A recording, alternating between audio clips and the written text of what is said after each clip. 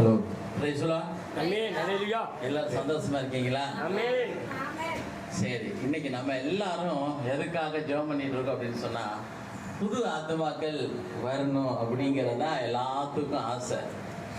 ஆனா ஏற்கனவே சபைக்கு வந்த ஆத்துமாக்களை நம்ம என்ன செஞ்சோம்? எவ்வளவோ பேர் வரல. அதுக்கெல்லாம் ஒருவேளை நானோ நீங்களோ காரணமா இருக்கலாம். ஒரு 2 நாளைக்கு முன்னாடி ஒரு சிஸ்டர் சொன்னாங்க, நான் கேட்டேன், ஏங்க சபைக்கு வரமாட்டீங்க அப்படின்னு.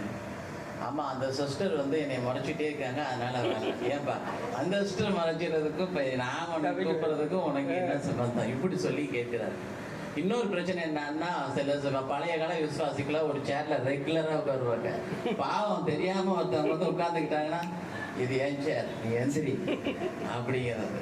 அப்போ அவங்க என்ன பண்ணுவாங்க, ஐயப்பா இது என்ன நம்மளே நிம்மதியை தேடி இங்கே வந்திருக்கிறோம், நம்ம எல்லாம் ரொம்ப ஜெபம் பண்ணுறோம், நல்லா கதறி கண்ணீர் விட்டுலாம் ஜெபம் பண்ணுறோம்.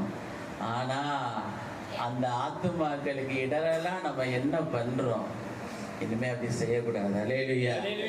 எது இடரலா இருக்குமோ அதெல்லாம் நம்ம என்ன பண்ணணும்? கரெக்ட் பண்ணிக்கணும். அல்லேலூயா. ஸ்தோத்திர ஜெபத்தினா